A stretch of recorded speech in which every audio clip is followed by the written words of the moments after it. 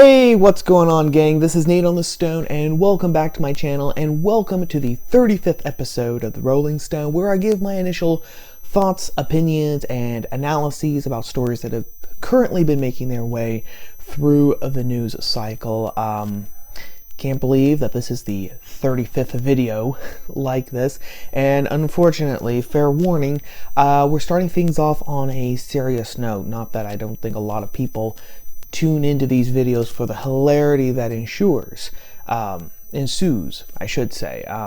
Still need to work on that, but honestly, we're starting things off soberly because we're talking about the terrorist attack that happened at the naval base in Pensacola, Florida on December 6th. And I'm sure that most of you have already heard about you've heard the general basic facts of what happened. So we're not going to spend too much time on it. I'll mention just a few to kind of reiterate what happened. So what happened? A young man, Mohammed Saeed Al-Shamarani, 21, okay? He was a second lieutenant in the Royal Saudi Air Force, right? Training at the Naval Air Station in Pensacola, killed 3 people in a killing spree on December 6th, like I said, right? Apparently without any forewarning, although we'll get to that in just a second. Now, those are the basic facts. That this Mohammed Al-Shamrani, 21, a Air Forceman in the Saudi Arabian Air Force, killed 3 people. Went on a rampage. The government, thankfully, did call it a terrorist attack. But what really made me perk up my ears about this whole thing was the reaction that so many people in the government had. Matt Gaetz, a congressman from Florida's 1st Congressional District, he said, I'm working very hard with the military and with the State Department to make sure that we have a rigorous vetting process for anyone who wants to come over and train in our military bases. Secretary of State Mike Pompeo said that he had called the Saudi Arabian ambassador, and the ambassador was very sad about the loss of life. And I'm sitting here and I'm genuinely wondering, why in the world are we allowing Saudi Arabian Air Forcemen, okay, to train in our military bases? I mean, don't forget, 15 of the terrorists who executed the 9/11 attacks, 15 of them were Saudi Arabian. Several of them had actually been trained at this Pensacola Naval Air Station in aviation, okay? And even besides from that fact, that is just part of a longer process, because Saudi Arabia, and this is the key point here, Saudi Arabia, okay, never mind what the politicians say, never mind what the official policy is, Saudi Arabia is not our friend. It's not our friend. I know that technically they're an ally because for the moment they are helping us keep Iran in check. If the capital of Iran, Tehran, fell tomorrow, the Saudis would immediately stab us in the back. You want to know why that is? Well, it has to do with Saudi Arabia's primary export. Okay, and I'll give you a hint, it's not oil. The primary export of Saudi Arabia is Wahhabism. And Wahhabism is a strain of Sunni Islam, right? Saudi Arabia is Sunni Islam. In fact, that's the reason why Saudi Arabia and Iran are mortal enemies. Saudi Arabia is Sunni, Iran is Shiite. And that division in Islam goes all the way back to the death of the Prophet Muhammad, right? The founder of Islam, Muhammad, almost as soon as he died, this split between what are now known as Sunni and Shiite Muslim took place. So it's a very, very old. That's why Saudi Arabia and Iran are enemies. But Wahhabism, what we're talking about, Wahhabism is a strand of Sunni Islam that is propagated and enforced and buttressed by the royal house of Saud. the ruling family of Saudi Arabia that rules that country. Okay? And it is very dogmatic. It is very intolerant of anyone who is not Wahhabi as well. Okay? Now, Wahhabism, it not only opens up young Muslim men to be radicalized, okay?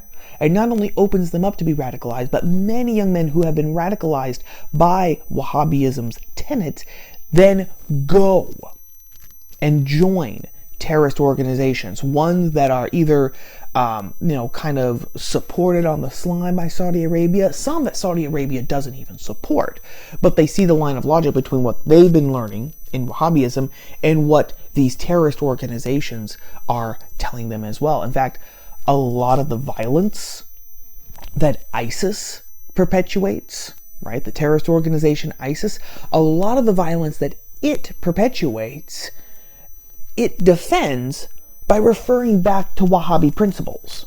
Okay? Now, I said that Wahhabism is the primary export of Saudi Arabia, and that's not a joke. In the last 2 decades, according to the magazine Foreign Affairs, the Royal House of Saud has spent $100 billion, okay, billion with a B, $100 billion exporting Wahhabism around the world. And they do this by building and supporting mosques, religious schools, community centers, imams, copies of the Quran, the Muslim holy book, with Wahhabi commentaries in the side, right? So you've got your holy book. It's just like if you would, if you're a Christian and you go into a Christian bookstore and you can find, different printings of the Bible with the different commentaries on it. You can get it with contemporary commentaries, or you can go like old school and get, one of the old boys of Christian history to commentate on the Bible. So you can get Bibles with Martin Luther's commentaries, or Augustine of Hippo's commentaries, or Jerome's commentaries, or, Clement of Alexandria's commentaries, right? Well, Saudi Arabia really pushes publishing houses. They support publishing houses that print the Quran, but with Wahhabi commentary. So it is interpreting, right, Islam according to how the Saudis want Muslims to interpret Islam. And that is no joke. The Saudis will spread this money around. This is all known. I mean, everyone knows that the Saudis do this. They will spread their money around, right? They will go into Muslim communities around the world, in India, in Indonesia, etc., and they will say, we'll fund all this stuff. You know what? We'll put money into your mosque. We'll put money here into your community center. We'll pay to, have an imam brought over for you. And a lot of these communities think, great, because a lot of these communities are really, really poor. And then what happens? The Saudis then begin to micromanage and control. They completely erase all of the local traditions in that community, and then they replace it with another culture and other traditions that are much more in line with the Middle East, and much more especially with Saudi Arabia, right? They rewrite history, and they, completely demolish local traditions and customs, right? That's what they do. And they've been doing this for years. Not to mention the fact that the Saudis will also just out and out support terrorist organizations like the UK Independent back in 2016 ran a story where German intelligence found out that the Saudis were actually supporting radical terrorist Islamic groups in Germany directly. So, the Saudis have, there you go. If a country was doing this, if any other country was doing this, I wonder if the State Department would be so quick to say, oh yes, they're allies and they're friends. Now, having said all that, you would think that the United States government, our government, would be a bit more careful, right, in who it allows from Saudi Arabia to train on our military bases. You'd think that they would keep a close eye on the mosques and schools and community centers and imams who are being paid and funded by Saudi Arabia. But again, according to Foreign Affairs, this is not the case. Not only does the American intelligence community have no idea how many, of these mosques, schools, community centers, imams, etc. Not only does the American intelligence community not know how many of those things Saudi Arabia is funding globally, they don't know how many of those things Saudi Arabia is funding right here in the good old USA. They don't know how many there are. They don't know which ones are being funded and which ones are being not. And this boils down to my main point in talking about this story, which isn't even really about the terrorist attack.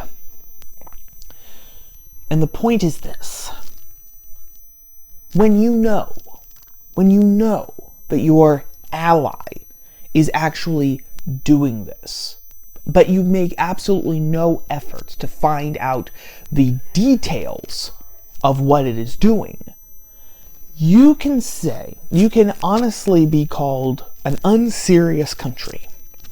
You're not taking real dangers seriously, right?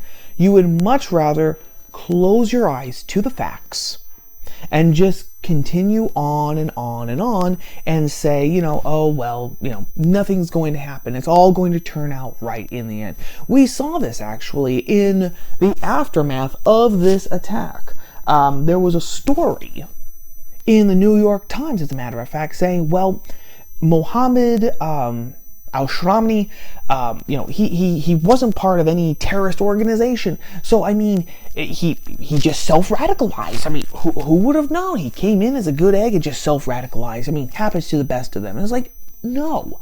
This man was a Saudi national. He was inundated with Wahhabism and the tenets of Wahhabism, which is no friend of the West. It's no friend of the United States. Okay?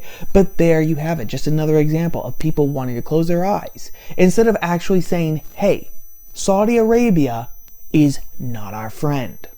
It's not our friend.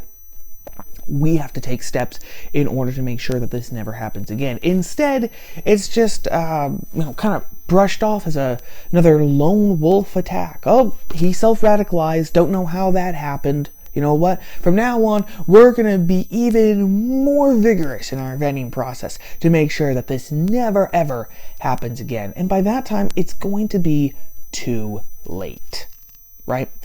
There are two types of people. I think I've mentioned this before. Robert Greene says that there are two types of people. There are Marie Antoinettes who, they take comfort in the belief that nothing is ever going to really seriously change. And then there are the Napoleons who know that change is one of the constant elements in life. And they are always trying to figure out what is changing so that they will know how to appropriately respond to that. The United States is not doing that. The West is not doing that. When it comes not just to Saudi Arabia, but to the nature of some strands of Islam, this is a problem that goes all the way back to the Afghanistan war, the Iraq war, etc., etc. Not having the brass to actually knuckle down and say, look, this is the problem. These strains of Islam are the problem. And we have to actually deal with those. And this problem, this war on terror, these terrorist attacks, they're not going to go away until we actually address the root problem. The United States doesn't want to do that. It's not good PR. And it's probably, they think, not very good for international relations, trade deals, therefore not very good for the bottom dollar. But there we have it, because if terrorist attacks like this become the norm, if this becomes the new normal, right? Oh, well, it's just something that you expect. Of course, you're going to have some kind of low-level terrorist attacks like this, every couple of times a year. You know what? That's just the new normal. That's what modern life dictates, like the common cold or like traffic jams. then the terrorists will have won. I believe that it was Mark Stein who actually made this point. He said, terrorists don't have to continually fly planes into buildings to win, right? You don't have to do that. All you have to do is whittle away and erode a country's spirit and its strength through attacks like this. And then, when your response is basically to hide your head in the sand like an ostrich and not even acknowledge that the root problem actually exists, what that means is that you are going to adapt to the terrorists. The terrorists are going to win. And that's the trajectory that we're on. But that is story number one. Story number two, okay? I don't know. I was blissfully ignorant of the woman Lizzio. I think that that's how you pronounce it. Until this past week. And I wish that I had remained ignorant about this. Now, who is Lizzio? Again, I had to do a little research because Twitter blew up a couple of days ago. This past week, it was like, Lizzio. I was like, who the flip is Lizzio? So I had to do a little research. And according to our friend the internet, Lizzio, her real name is Melissa Vivian Jefferson, born April 27th, 1988. Known professionally as Lizzio, she is an American singer, rapper, songwriter. Born in Detroit, Michigan, she moved to Houston, Texas, where she began performing before moving again to Minneapolis, where she began her career as a recording artist. Okay, so what's the big deal, you might be asking? Well, this past week at a Lakers game in Minneapolis, she was actually twerking. Apparently during the break in the Lakers game, the basketball game, they were playing one of her songs and she started twerking to it. Genuinely twerking like Miley Cyrus, in a thong, no less. Well, because of that, there was a backlash against her, saying, first of all, dress appropriately when you're out in public, and second of all, act appropriately when you're out in public, especially when you're at something like a sporting event where there are families with small children present, okay? It's not about you, Lizzio. Well, wouldn't you know, that backlash received its own backlash, and one of the best examples of this the backlash against the backlash comes from Cassie DaCosta, who wrote a whole piece about this in the Daily Beast. And I'm going to quote an entire paragraph to you, gang. Okay, just so that you kind of know the gist of where someone like Cassie DaCosta was coming from. Cassie DaCosta, her argument was that, well, this is more than just twerking in a thong. She said this, quote, in the context of her rapidly growing fame, Lizzio is straddling two arenas that are now dominated by capitalism, female empowerment, so to speak, and sex. To be clear, black female sexuality and artistry reach beyond the cynicism of capital and are scrutinized for that very reason. The mythology and stereotypes that have surrounded the black female body since slavery affect how black female artists are observed and written about by mainly white critics and fans today. But the desire for black women to express themselves artistically and sexually hasn't diminished as a result. While Lizzio is surely aware of how her body is scrutinized, judged, and criticized depending on how she decides to dress and present it, she is still going to get on stage and twerk in her thong, and one hopes that her stance on the sexiness of her fat black body is what will keep her from being subsumed into a highly marketable, white-friendly image. Okay, let me break that down for you. Cassie DaCosta's argument is that all this backlash against Lizzio twerking in a thong at a sporting event, where again there were families with small children present, it's not about the indecency. It's not about her twerking in a thong. All of this backlash is caused by fat shaming. It's caused by racism. It is caused by American puritanical ideas of sex. And it is caused by capitalism. And each one, of course, is completely crazy and completely insane. No one was bringing up the idea. No one was bringing up the fact that Lizzo is a hefty gal, okay, as people used to be able to say. No one was bringing up the fact that, she happens to be black. No one was saying, that she was forbidden to twerk at all. I wouldn't have a problem with that, just saying. But no one was saying that she could not twerk at all. People were saying she should not twerk at a place where there are families with small children. Again, being aware of your environment, right? And no one was saying that she needed to form, a white-friendly image. What this is, okay? And Cassie DeCosta's whole piece reads like this. It's jargon. It's a nightmare of nonsense, as G.K. Chesterton would put it. I mean, we could go in and we could kind of pinpoint, how none of this makes sense, how fat shaming, is a false equivalence. We could point out that, America does not have puritanical ideas about sex. We could first point out, by quoting research done by the late great American historian Edwin Morgan, that the Puritans, did not have puritanical attitudes about sex, right? That's a later stereotype from the 19th century, one that we've inherited, right? We could start with that. We could start that even if the Puritans had been puritanical, well, America sure ain't puritanical now. I mean, just ask yourself this. If America was really puritanical about sex, the way that the Puritans supposedly were, would a company like Victoria's Secret actually be able to become a huge international business here in the United States? If America was really puritanical, would Victoria's Secret be able to thrive and live in American culture? No, I don't think so.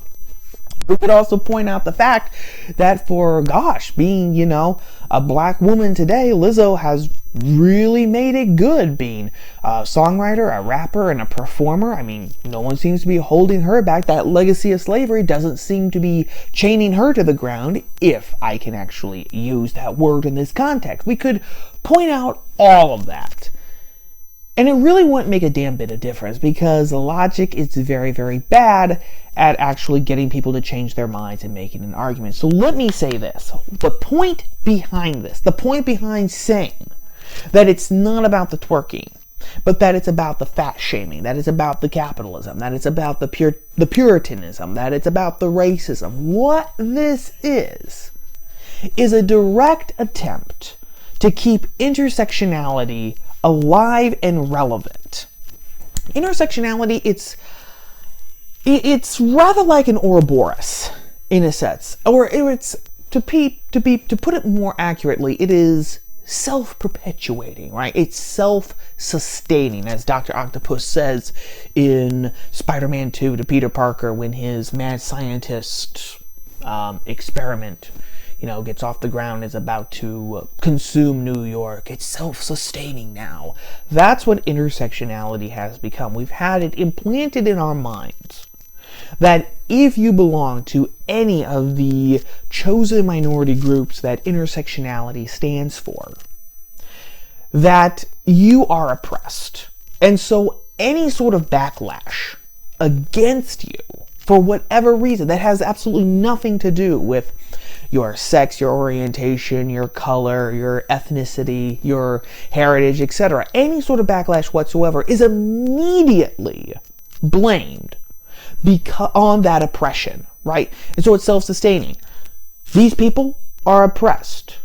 They do something that they shouldn't. They get backlash for it. Aha! It's because of the oppression. It's because they are part of this group. It's a big, big loop. And this especially shows, again, the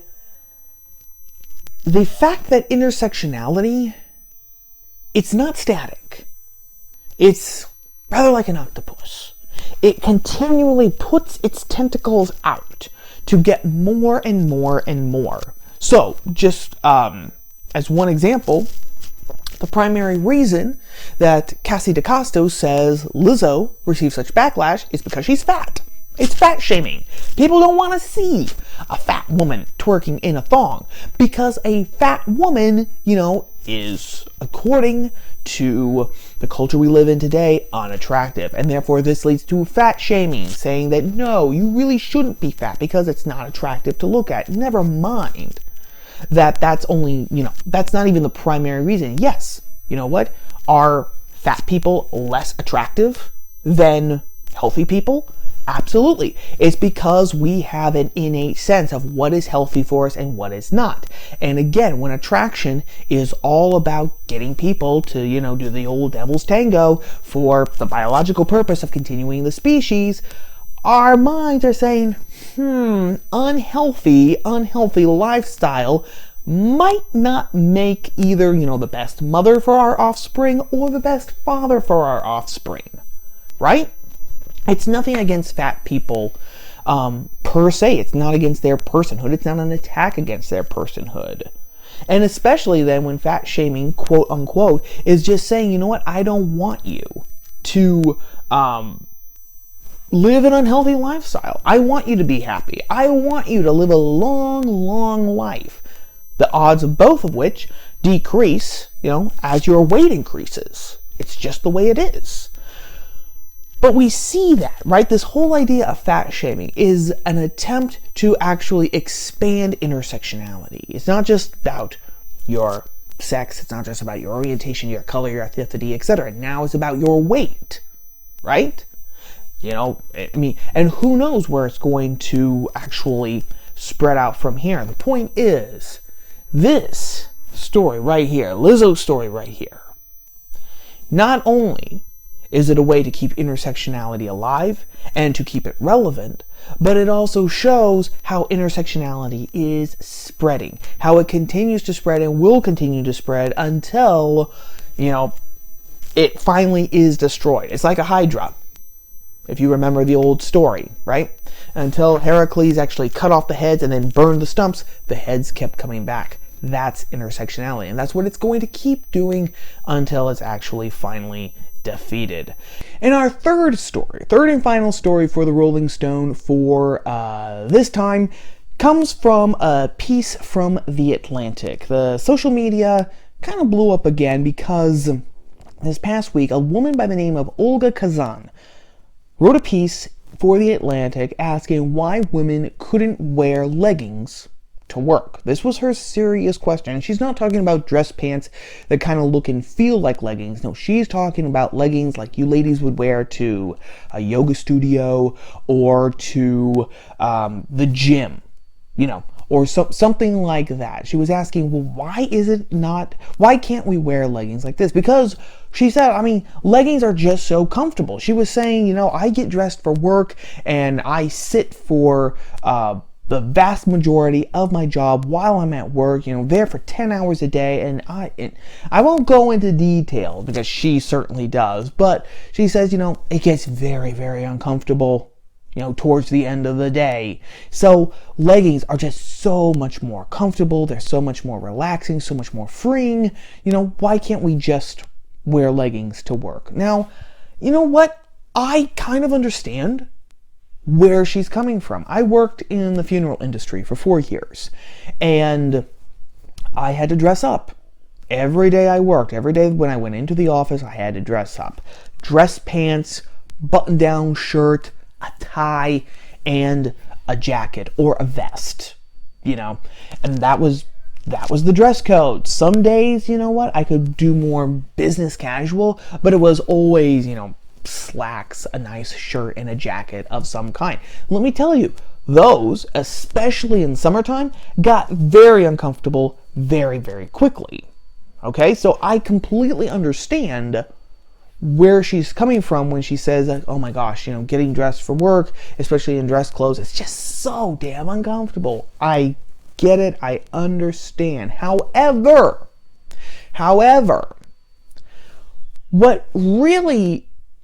what this story really seems to illustrate to me is this habit that we in the West, and especially in the United States here, this habit that we've gotten into of worshiping comfort.